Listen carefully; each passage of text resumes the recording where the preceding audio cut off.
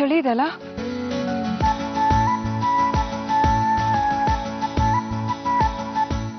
December November ಅಲ್ಲಿ ಹೀಗೆ ಚಳಿ ಇರುತ್ತೆ. ನೀವು ಬರೀ ಚಳಿ ಚಳಿ ಅಂತ ಇಲ್ಲೇ ಕೂತೀರಿ. ಸ್ವೆಟ್ರು ಅಥವಾ ಶಾಲು ಏನು ಹೊತ್ಕೊಳ್ಳಲ್ಲ ಅಲ್ವಾ? ನನಗೆ ಚಿಕ್ಕ ವಯಸ್ಸಿಂದನೇ ಈ ಉಲ್ಲನಿನ ಸ್ವೆಟ್ರು ಶಾಲ್ಸ್ ಎಲ್ಲ ಆಗಲ್ಲ.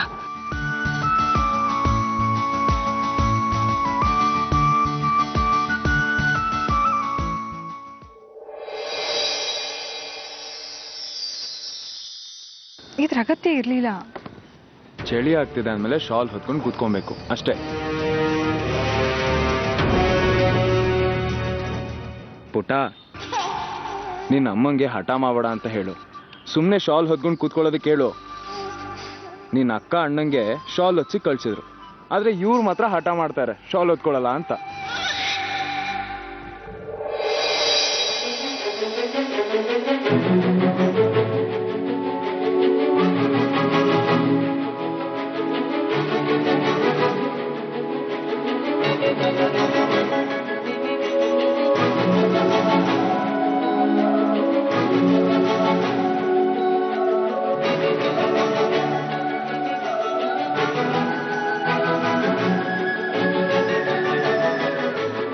ಶಶಾಂಕ್ ಶಶಾಂಕ್ ಶಶಾಂಕ್ ಶಶಾಂಕ್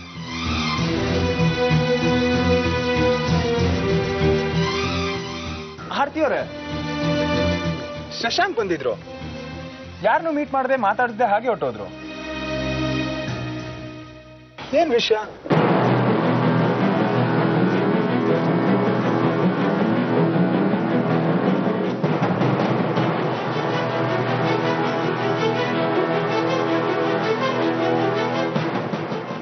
ಶಶಾಂಕ್, ಎಲ್ಲೋ ಹೋಗಿದ್ದೆ ನೀನು? ಸುಮ್ಮನೆ ಹೀಗೆ ಸುತ್ತಾಡ್ಕೊಂಬರಕ್ಕೆ ಹೋಗಿದ್ದೆ. ಹೇಳೋಗೋದಲ್ವಾ? ತಿಂಡಿನೂ ತಿಂದಿಲ್ಲ, ಔಷಧಿನೂ ತಗೊಂಡಿಲ್ಲ, ಹಾಗೆ ಹೋಗ್ಬಿಟ್ಟಿದ್ಯಾ ನೀನು. ಶಶಾಂಕ್, ಒಂದ್ ಸಂತೋಷ ಸುದ್ದಿ ಕಣ. ನಿನ್ ರಿಪೋರ್ಟ್ಸ್ ಬಂದಿದೆ, ಎಲ್ಲ ಸರಿ ಇದೆ. ಇನ್ನೊಂದು ಸೆಷನ್ ಆಗೋಗ್ಬಿಟ್ರೆ ನೀನ್ ಸಂಪೂರ್ಣವಾಗಿ ಗುಣ ಆಗ್ತೀಯ ಅಂತ ಡಾಕ್ಟರ್ ಹೇಳಿದ್ದಾರೆ. ಮನ್ಸಿನ ಒಂದ್ ದೊಡ್ಡ ಭಾರ ಇಳಿತು ನೋಡು. ಈಗ ತುಂಬಾ ಸಮಾಧಾನ ಅನಿಸ್ತಾ ಇದೆ. ಆ ದೇವರು ನಿನ್ಗೆ ಮತ್ತೊಂದು ಬದುಕು ಕೊಟ್ಟಿದ್ದಾನೆ ಕಣ.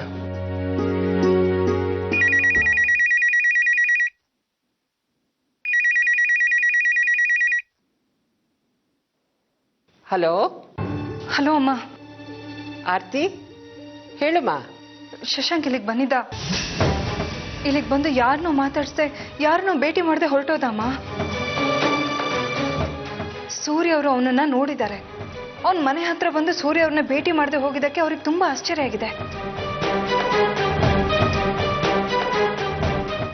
ಅಮ್ಮ, ಶಶಾಂಕಿಗೆ ತಿಳಿಸಿ ಹೇಳ್ಬಿಡಿ, ಪದೇ ಪದೇ ಸೂರ್ಯ ಅವ್ರನ್ನ ಭೇಟಿ ಮಾಡೋ ನೆಪ ಇಟ್ಕೊಂಡು ಇಲ್ಲಿ ಬರಬೇಡ ಅಂತ. ಅವನು ಇಲ್ಲಿಗೆ ಯಾರನ್ನು ನೋಡಕ್ ಬರೋದು ಬೇಡ, ಅದು ನನಗಿಷ್ಟನೂ ಆಗಲ್ಲ ಅಂತ ಹೇಳ್ಬಿಡಿ. ಆಯ್ತು ಆರ್ತಿ, ನಾನು ಅವನಿಗೆ ಹೇಳ್ತೀನಿ. ಸರಿ.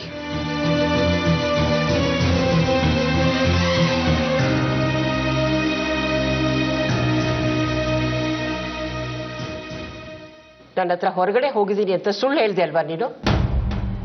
ಯಾಕೋ ಆರ್ತಿ ಮನೆ ಹೋದೆ ನೀನು? ಬೆಳಗ್ಗೆ ಅಷ್ಟೇ ಹೇಳ್ದೆ ಅಲ್ವಾ? ಅವಳ ನೆನಪನ್ನ ನಿನ್ ಮನಸ್ಸಿಂದ ತೆಗೆದಾಕು, ಅವಳೀಗ ಬೇರೆಯವ್ರ ಹೆಂಡತಿ ಅಂತ. ಗೊತ್ತಮ್ಮ, ನನಗೆಲ್ಲ ಗೊತ್ತು. ಆದ್ರೆ ನಿಮ್ಗೆ ಯಾಕೆ ನನ್ನ ದುಃಖ ಅರ್ಥ ಆಗ್ತಾ ಇಲ್ಲ? ನನ್ನ ಅಮ್ಮ ಅಲ್ವಾ ನೀವು? ನನ್ನ ರಿಪೋರ್ಟ್ಸ್ ಎಲ್ಲ ಸರಿಯಾಗಿದೆ. ಪ್ರಾಣ ತೆಗೆಯೋ ಕಾಯಿಲೆಯಿಂದ ಬಚಾವಾಗಿದ್ದೀನಿ. ಆ ದೇವರು ನನ್ನ ಜೀವನಕ್ಕೆ ಇನ್ನೊಂದಷ್ಟು ವರ್ಷನ ಸೇರಿಸಿದ್ದಾನೆ.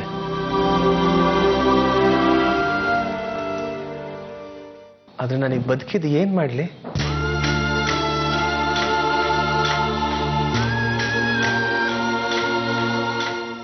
ಮುಂದಕ್ಕೆ ಒಂಟಿಯಾಗಿರಕ್ಕಾಗಲ್ಲಮ್ಮ ನನ್ನ ಕೈಲಿ. ನೀನು ಅವಳಿಗೆ ತುಂಬಾ ಮೋಸ ಮಾಡಿದ್ಯಾ ಕಣೋ. ಆದ್ರೂ ಆರ್ತಿ ನಿನಗೆ ಪ್ರಾಣ ಭಿಕ್ಷೆ ನೀಡಿದಾಳೆ. ಆದಿತ್ಯನ್ ಬೋನ್ ಮ್ಯಾರೋ ಡೊನೇಟ್ ಮಾಡಕ್ ಅವಳು ಒಪ್ಲಿಲ್ಲ ಅಂದಿದ್ರೆ ಇವತ್ತು ನೀನು ಎಲ್ಲೋ ಇರ್ತಿದ್ಯಾ. ಎಷ್ಟು ನೋವು ಕೊಟ್ಟಿದ್ಯಾ ಅವಳಿಗೆ. ಮತ್ತೆ ಅವಳ ಜೀವನದಲ್ಲಿ ಗ್ರಹಣದಾಗ ಬರಬೇಡ ನೀನು. ಅವಳ ಜೊತೆ ಮತ್ತೆ ಜೀವನ ಮಾಡ್ತೀನಿ ಅಂತ ಕಲ್ಪನೆ ಕೂಡ ಇಟ್ಕೋಬೇಡ. ನಿನ್ನ ನೆರಳು ಕೂಡ ಅವಳ ಮೇಲೆ ಬೀಳಕ್ ಬಿಡಲ್ಲ ನಾನು. ನೋಡು, ನಿನ್ನ ಕೈ ಮುಗ್ದು ಕೇಳ್ಕೊತೀನಿ, ನನ್ನ ಮಗಳಿಗೆ ನೆಮ್ಮದಿಯಾಗಿರೋಕ್ ಬಿಟ್ಬಿಡೋ ನೀನು.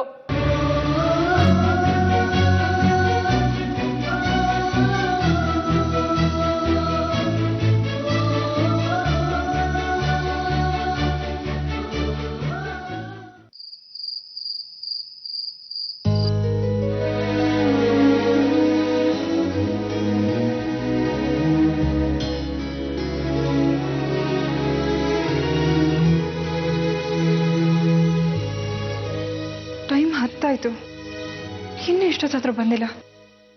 ಇಷ್ಟೊತ್ತಿಗೆ ಏನು ಕೆಲಸ ಇರುತ್ತೆ ಇವ್ರಿಗೆ?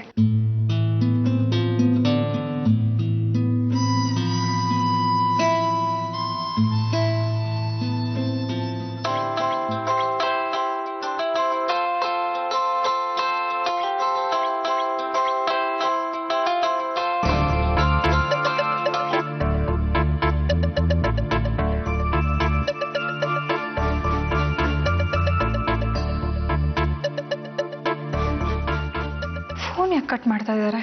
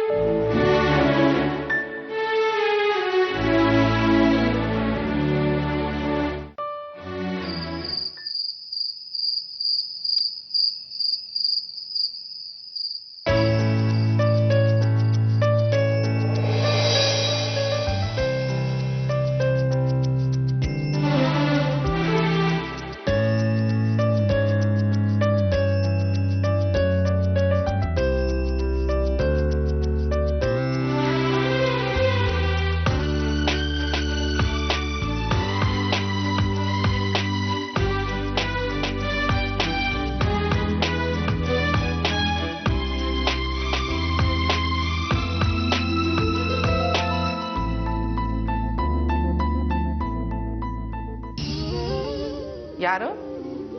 ಶಕು, ನಾನು ಶೋಭಾ ಮಾತಾಡ್ತಿರೋದು. ಏನಕ್ಕೆ ಈಗಿನ ನಾದ್ನಿ ನೆನಪಾದ್ಲ? ಆಗ್ಲೇ ಮಗ, ಈಗ ಅಮ್ಮ. ಬರ್ತೀನಿ. ಏನೋ ಸರ್ಪ್ರೈಸ್ ಅಂತೆ. ನೋಡ್ ಶಕು, ನನ್ಗೆ ಇದಕ್ಕೆ ಬೇಜಾರಾಗೋದು. ನೀನಂತೂ ಫೋನ್ ಮಾಡಲ್ಲ, ನಾನಾಗೆ ಫೋನ್ ಮಾಡಿದ್ರೆ ನನಗೆ ಕೊಂಕ್ ಮಾತಾಡ್ತೀಯ ನೀನು? ಸತ್ಯ ಹೇಗಿದ್ದಾನೆ? ಹುಷಾರಾಗಿದ್ದಾನ? ನಾನು ಬೇಡ ಅಂದ್ರೂ ನಿಮ್ಮ ಮಗನ ಮದುವೆ ಮಾಡಿದ್ರಲ್ಲ, ನಿಮ್ಮ ಮುದ್ದಿನ ಸೊಸೆ ಆರ್ತಿ, ಅವಳಿಗಾಗ್ಲೇ ಈಗ ಒಂದು ಗಂಡು ಮಗು ಅಂತೆ. ಮದುವೆಗೆ ಬರಲಿಲ್ಲ, ನಾಮಕರಣಕ್ಕಾದ್ರೂ ಕರಿಬಹುದಿತ್ತಲ್ಲ. ದೂರ ಇಡಬೇಕು ಅಂತ ನಿರ್ಧಾರ ಮಾಡಿದ್ದೀರಾ, ಅದಕ್ಕೆ ಕರೆದಿರಲ್ಲ. ಸತ್ಯ ಕರಿ ಅಂತ ಹೇಳಿರ್ತಾನೆ, ಆದ್ರೆ ನೀನ್ ಬೇಡ ಅಂತ ಕೊಕ್ಕೆ ಹಾಕಿರ್ತೀಯ. ಹೌದೌದು, ನೀನ್ ನನ್ನ ಸೌತಿ ನೋಡು, ನೀನ್ ಕಂಡ್ರೆ ನನಗೆ ಹೊಟ್ಟೆ ಕಿಚ್ಚು. ಫೋನಲ್ಲಿ ಯಾಕೆ ಜಗಳ? ನೇರವಾಗಿ ಬರ್ತೀನಲ್ಲ. ಶಕು, ನಾನು ಅದೇ ಫೋನ್ ಮಾಡಿದ್ದು ನಿನ್ಗೆ. ಅದು ನಿನ್ನೆ ರಾತ್ರಿ ನಮ್ಮ ಅಣ್ಣ ಫೋನ್ ಮಾಡ್ದ, ನಮ್ಮ ಚಿಕ್ಕಪ್ಪನ ಶತಾಬ್ದಿ ಇದೆಯಂತೆ, ಅದಕ್ಕೆ ನಾನು ಇವರು ಹೋಗ್ತಾ ಇದ್ದೀವಿ. ಅಲ್ಲಿಗೆ ಹೋಗ್ತಾ ಇದ್ದೀವಿ, ನೀನ್ ಬರೋದು ಬೇಡ. ಬೇಜಾರು ಮಾಡ್ಕೋಬೇಡ ಶಕು, ಇನ್ನೊಂದು ವಾರ ಬಿಟ್ಬಿಟ್ಟು ಬಾ. ಬೇಡ ಬಿಡು. ಅಂತೂ ನನ್ನ ತವ್ರ ಮನೆಯಿಂದ ಫೋನ್ ಬಂತಲ್ಲ ಅಂತ ಸಂತೋಷವಾಗಿದ್ದೆ. ಅದಕ್ಕೆ ಯಾಕೆ ಬೇಜಾರು ಮಾಡ್ಕೋತೀಯ ಶಕು? ನೀನ್ ಇಲ್ಲಿಗೆ ಬರ್ತೀಯಲ್ವಾ, ಅವಾಗ ನಾವಿಬ್ರು ಕೂತು ಆರಾಮಾಗಿ ಮಾತಾಡೋಣ. ಈಗ ಸದ್ಯಕ್ಕೆ ಬರೋದು ಬೇಡ ಅಷ್ಟೇ. ಬರೋದಿಲ್ಲ ಬಿಡು.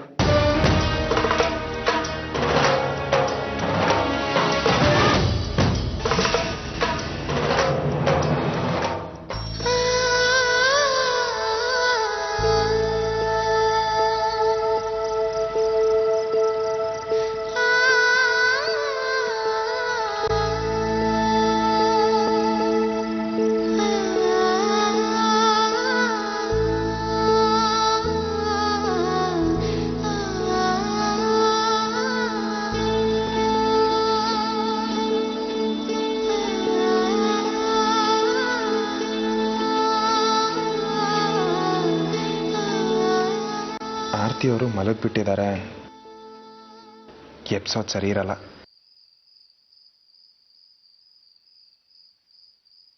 ಅರೆ, ಅಪ್ಪ ಕೂಡ ಹೇಳಿದ್ರು ತಡ ಆಗೋ ಮೊದಲು ಮನ್ಸಿನ ಮಾತುಗಳನ್ನ ಮೊದಲೇ ಹೇಳ್ಬಿಡ್ಬೇಕು ಅಂತ.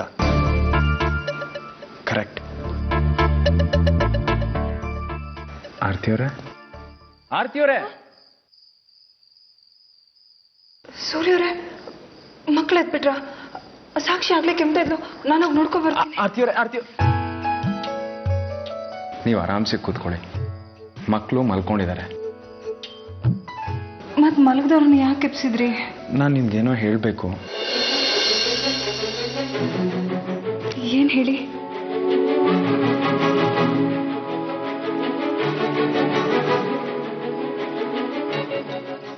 ತಾರೆಗಳ ಮಧ್ಯನ ಸುಳಿ, ಸಾಗರ ತಲೆಗಳ ಚುಂಬಿಸಿ, ಬೀಸುವ ಗಾಳಿ ಎಷ್ಟು ತಂಪು,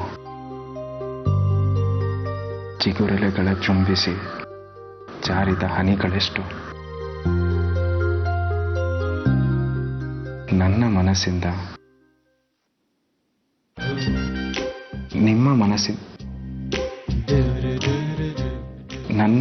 ಇಲ್ಲ ಆರ್ತಿ, ನಿಮ್ಮ ಮನಸ್ಸಿಂದ. ಇದನ್ನ ಹೇಳೋದಕ್ಕೋಸ್ಕರ ಎಪ್ಸಿದ್ರ? ನಂಗೆ ಜೋರ್ ನಿದ್ದೆ ಬರ್ತಿದೆ. ಆರ್ತಿ, ಮಲಗಬೇಡಿ ಪ್ಲೀಸ್. ನಾನು ನಿಮ್ಗೇನೋ ಹೇಳಬೇಕು. ಹೇಳಿ. ಒಂದು ನಿಮಿಷ ಬರ್ತೀನಿ. ಎಲ್ಲ ನೆನಪಿತ್ತು, ಈಗ ಹೇಗೆ ಮರ್ತೋಯ್ತು? ಆರ್ತಿಯವ್ರ ಮುಂದೆ ಬಂದ್ರೆ ನಾನು ಎಲ್ಲ ಮರ್ತು ಬಿಡ್ತೀನಿ.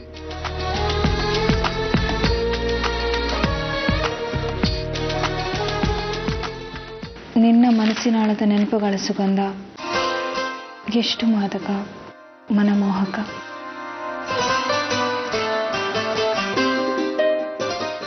ಅದು ನನ್ನ ಸ್ಪರ್ಶಿಸಿ ಹುಟ್ಟಿರುವ ಪ್ರಶ್ನೆಗಳೆಷ್ಟು ಬಾಯಾರಿದೆ. ಇದೇ ಪ್ರೀತಿನ ಅಥವಾ ಬೇರೆ ವ್ಯಾಖ್ಯಾನದ ಅಗತ್ಯ ಇದೆಯಾ?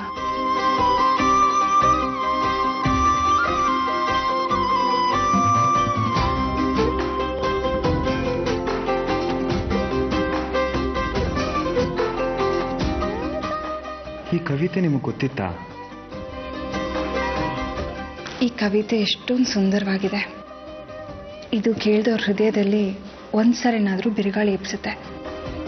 ಆದರೆ ಇಷ್ಟೊಂದು ಸುಂದರವಾಗಿರೋ ಕವಿತೆನ ನೀವು ಕೊಲೆ ಮಾಡಿಬಿಟ್ರಿ ಸೂರ್ಯವ್ರೆ.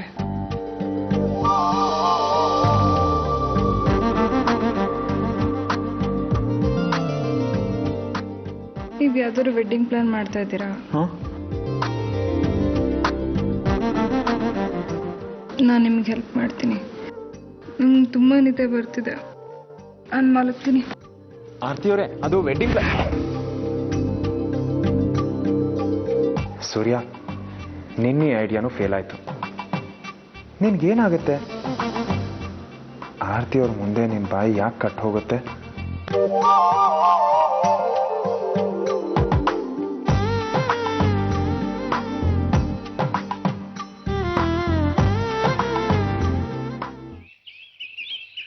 ಆದಿ, ಆದಿ, ಎಲ್ಲ ಹೋದೆ? ಇವನು ಸ್ಕೂಲಿಗೆ ಬರೀ ಲೇಟ್ ಆಗ್ತಿದೆ.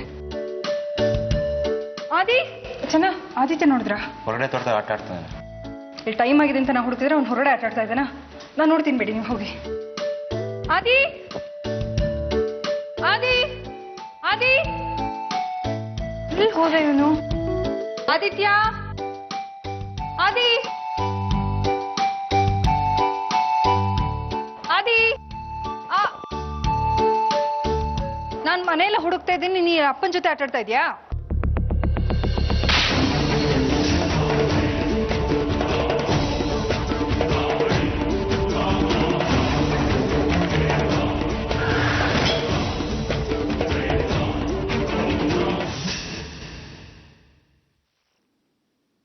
ಆದಿತ್ಯ, ಒಳಗ್ ನಡಿ. ಅಮ್ಮ, ಇನ್ನು 5 ನಿಮಿಷ ಆಟ ಇಟ್ಕೊಂಡ್ಬಿಡ್ತೀನಿ. ಒಂದ್ಸಲ ಹೇಳಿದ ಅರ್ಥ ಆಗಲ್ವ ನಿನ್ಗೆ? ನಡಿ, ಒಳಗ್ ನಡಿ. ಅದಿ, ನೀನ್ ಗುಡ್ ಬಾಯ್ ಅಲ್ವಾ? ಹೋಗಿ ಸ್ಕೂಲಿಗೆ ರೆಡಿ ಆಗು, ನಾವ್ ಆಮೇಲೆ ಆಟ ಆಡೋಣ. ಓಕೆ, ಬಾಯ್. ಬಾಯ್.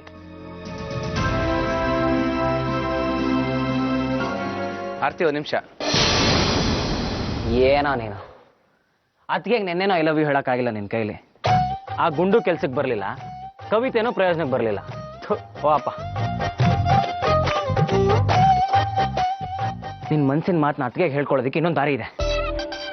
ಯಾವ್ದಾದ್ರು ಒಳ್ಳೆ ಜಾಗಕ್ಕೆ ಹಾಲಿಡೇಗೆ ಅಂತ ಅತ್ತಿಗೆನ ಕರ್ಕೊಂಡು ಹೋಗ್ಬಿಡು. ಈ ಸಮುದ್ರ ತೀರನೋ ನದಿ ತೀರದಲ್ಲೋ ಕರ್ಕೊಂಡು ಹೋಗ್ಬಿಟ್ಟು ನಿನ್ನ ಮನ್ಸಲ್ಲಿರೋ ಮಾತನ್ನ ಅತ್ತಿಗೆ ಹತ್ರ ಹೇಳ್ಕೊ. ಅವರು ವಾಪಸ್ ಹೋಗೋದಕ್ಕೂ ಆಗೋದಿಲ್ಲ, ಅಲ್ಲೇ ಇರ್ತಾರೆ. Think it man. ಅಣ್ಣ, ಶಶಾಂಕ್ ಬಂದಾರ ನೋಡು ಅಲ್ಲಿ.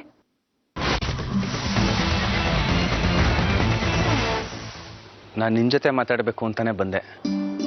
ನೀನು ಹೊರಗಡೆ ಸಿಕ್ಕಿದ್ದು ಒಳ್ಳೇದೇ ಆಯಿತು. ಆರ್ತಿ, ನಾನು ನೀನೇನೋ ಕೇಳಬೇಕು ಅಂತ ಬಂದಿದ್ದೀನಿ. ಇಲ್ಲ ಅಂತ ಹೇಳಿ ನೀನು ನಿರಾಸೆ ಮಾಡಲ್ಲ ಅಂತ ನನಗೆ ನಂಬಿಕೆ ಇದೆ. ಅದು ನೋಡು, ನೀನೇನೇ ಕೇಳೋದಿದ್ರು ನನ್ನ ಗಂಡನ ಮುಂದೆ ಒಳಗ್ ಬಂದು ಧೈರ್ಯವಾಗಿ ಕೇಳು. ಹೀಗ್ ಕದ್ದು ಮುಚ್ಚಿ ಕೇಳೋದಲ್ಲ.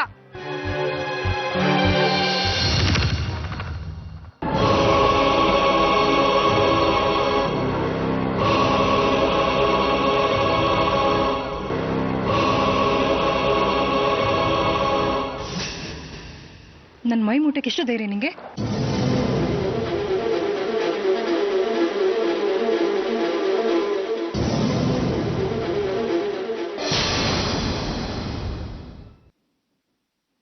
ಸೂರ್ಯ ಅವರೇ, ಆರ್ತಿ ನಡ್ಕೊಂಡು ಹೋಗ್ತಾ ಬಿದ್ದೋಗ್ತಾ ಇದ್ರು, ಅದಕ್ಕೆ ಅವ್ರನ್ನ ಹಿಡ್ಕೊಂಡೆ. ದಯವಿಟ್ಟು ತಪ್ಪು ತಿಳ್ಕೊಬಿಡಿ.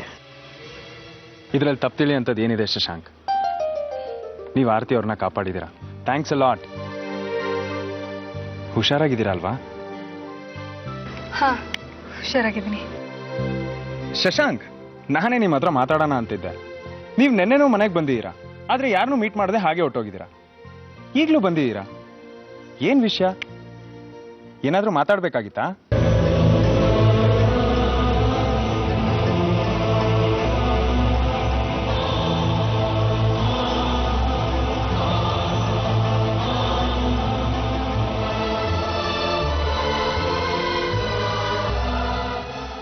ನೀವು ನನ್ನನ್ನು ಸ್ನೇಹಿತ ಅಂತ ಕರಿತೀರಲ್ವಾ? ಮತ್ತು ಸ್ನೇಹದಲ್ಲಿ ಹಿಂಜರಿಕೆ ಯಾಕೆ? ವಿಷಯನ ಅಂತ ಹೇಳಿ ಶಶಾಂಕ್. ನೀವು ಹೇಳ್ತಾ ಇರೋದು ಸರಿ ಸೂರ್ಯ. ಹಿಂಜರಿಕೆ ಇರಬಾರ್ದು. ಒಬ್ರು ಇನ್ನೊಬ್ರ ಹತ್ರ ಯಾವ ವಿಷಯನೂ ಮುಚ್ಚಿಡಬಾರ್ದು.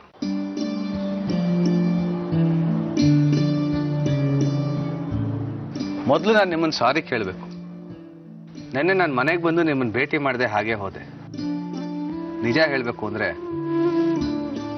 ನೀವು ಆರ್ತಿಗೆ ತೋರಿಸೋ ಪ್ರೀತಿ ನೋಡಿ ಸ್ವಲ್ಪ ಅಪ್ಸೆಟ್ ಆಗಿದ್ದೆ. ನನ್ನ ಸ್ನೇಹಿತನಿಗೆ ಕೊಟ್ಟಿರೋ ಸಂತೋಷ ನನಗೆ ಕೊಟ್ಟಿಲ್ಲ ಅಂತ ದೇವ್ರ ಮೇಲೂ ಸಿಟ್ಟು ಬಂತು.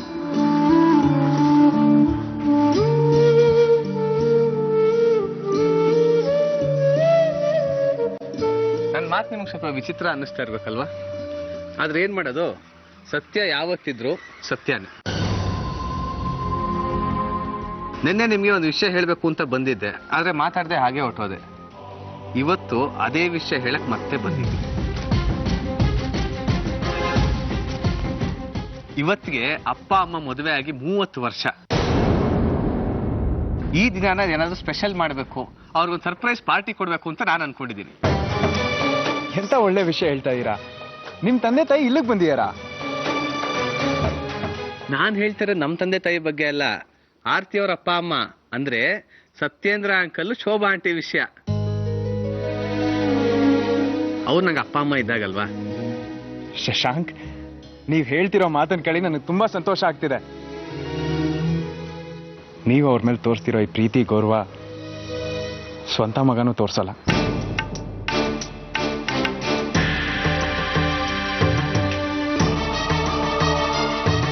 ತಂದೆ ತಾಯಿ ಪ್ರೀತಿ ಸಿಗೋದು ಅದೃಷ್ಟವಂತರಿಗೆ ಮಾತ್ರ. ಈ ಪ್ರೀತಿ ತುಂಬಾ ಅಮೂಲ್ಯವಾದದ್ದು. ನೀವಿಬ್ರು ಈ ಸೆಲೆಬ್ರೇಷನ್ ನನ್ನ ಜೊತೆಗಿರ್ತೀರ ತಾನೆ? ಅವರು ಆನಿವರ್ಸರಿ ಸೆಲೆಬ್ರೇಟ್ ಮಾಡಿ 5 ವರ್ಷ ಆಯ್ತಂತೆ. ಯಾಕೆ? ಯಾಕೆಂದ್ರೆ 5 ವರ್ಷದ ಹಿಂದೆ ಅವ್ರ ಮಗ ಅಂದ್ರೆ ಆರ್ತಿ ಅವ್ರ ಗಂಡನ್ ಸಾವಾಗಿತ್ತು.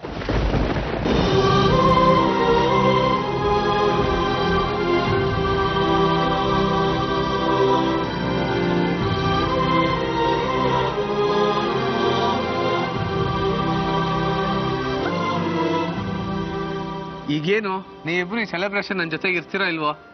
ಖಂಡಿತವಾಗ್ಲು ಏನ್ ಪ್ಲಾನ್ ಮಾಡಿದೀರಾ?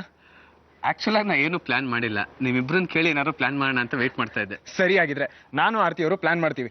ಟೈಮ್ ತುಂಬಾ ಕಡಿಮೆ ಇದೆ. We have to make it. ಇವತ್ತು ಸಾಯಂಕಾಲನೇ ಪಾರ್ಟಿ ಇರೋದಲ್ವಾ? ಬನ್ನಿ ನೀವು ನನ್ನ ಜೊತೆ. ಆರ್ತಿ ಅವರೇ, ಅದೇನ್ ಪ್ಲಾನ್ ಮಾಡೋಣ ಅಂದ್ರೆ